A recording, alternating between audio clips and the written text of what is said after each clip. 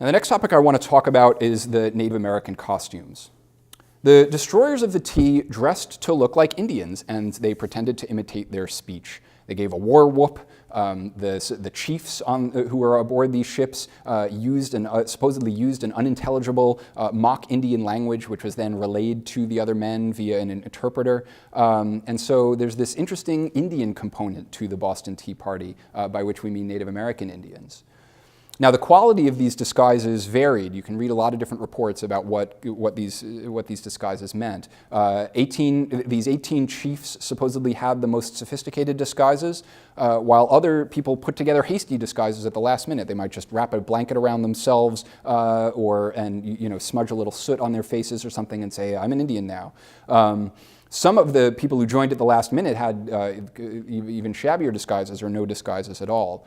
But the blacksmith Joshua Wyeth, who participated in the Tea Party, he later said, "We surely resembled devils from the bottomless pit rather than men." So there was this idea that these guys were definitely disguised. So the first question we want to ask is, why a disguise? Well, obviously it must have been so no one would know who they were. But let's keep in mind that Boston only had about 16,000 people at the time. It was unlikely that the identities of these men were actually a secret.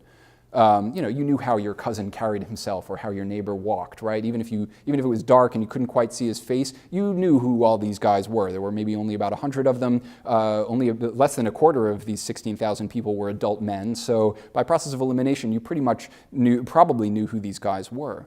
But let's keep in mind, a disguise is more than just a concealment. It also allows you to step outside your everyday life and rebel against conventional norms. And so in the past, right, Bostonians had dressed in disguises before. Rioters had dressed as women, as clergymen, in order to protest various things. So the idea of having a disguise of some sort, there was precedent for it. And even though we don't think that these disguises actually concealed, these disguises do make a statement that was very important. The disguises were possibly meant to be scary, but also because they were obviously disguises, they were also meant to reassure the community that the riot wouldn't get out of hand, right? Nobody actually thought that these were actual Indians, right? It was supposed to evoke the scary idea of Indians raiding a ship and dumping a bunch of tea, but everyone could be like, oh yes, but they're not really Indians. And so this was a way of kind of saying, well, this is something that the community might actually approve of. The disguises were meant to protect the rioters' identity, not because it actually concealed who they were, but because it sent the message to the wider community not to tattle on them, right? I'm wearing this disguise, so you might know who I am, but you'd better not tell, because we don't want these guys to get prosecuted, because what they're doing is something that's reflective of what the entire town of Boston supposedly wants.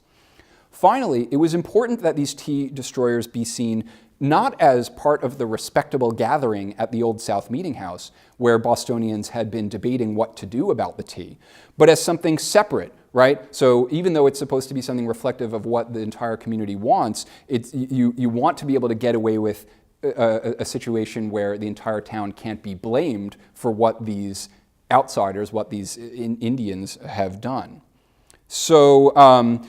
So although it was true that in the past Bostonians had often blamed blacks or Irish or young boys for riots like the Boston Massacre, John Adams famously says this in his defense of the British soldiers during the trial after the Boston Massacre.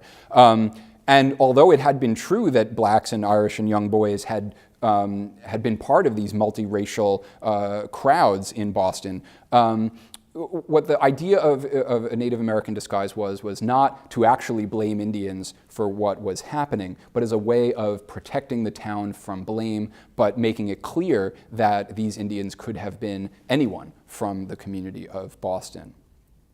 So why Mohawks specifically?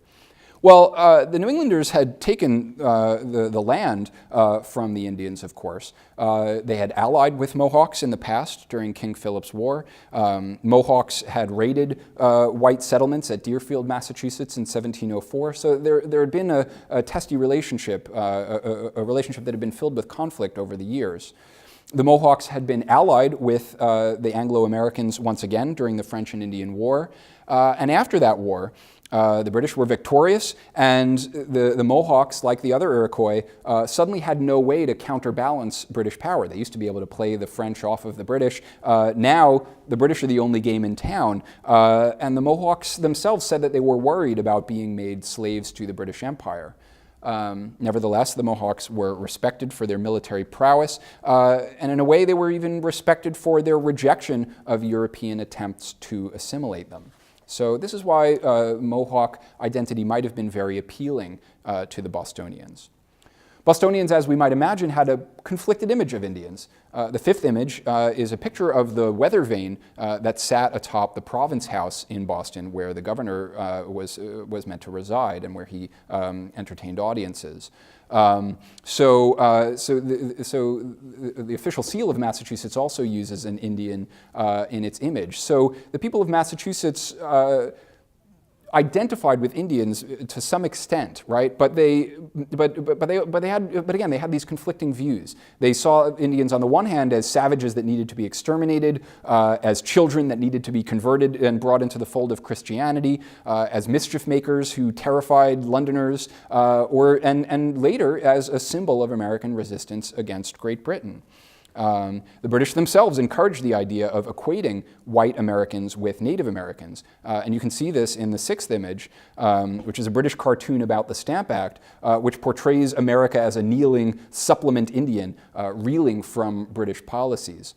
To the British, even those who were trying to argue in Americans' favor, the Americans were rude, possibly a little bit savage, and inferior. To them, the tea destroyers' disguises reflected Americans' true nature. White Americans, stung by this disrespect, felt that the best way to defend against such slurs was to appropriate Indian disguises for themselves. As the scholar Philip Deloria pointed out, the colonists envisioned themselves as new and improved Indians who deserved America for themselves. The New World would be purer and freer than the corruption and tyranny of old Europe. A white American in an Indian costume could envision himself as the American ideal, both civilized and free, the best of both worlds. What actual Indians at the time thought of this minstrel show is something that we can't know. But there had been Indian disguises and invocations of the Mohawks in defense of American rights before 1773. In the case of the Boston Tea Party, the idea of Mohawks probably came from New York City, actually. 3 days before the Boston Tea Party, a Boston newspaper reprinted a New York City notice that was signed The Mohawks that protested the Tea Act and said, "We are determined not to be enslaved by any power on earth," and promising an unwelcome visit if anyone tried to land the East India Company's tea.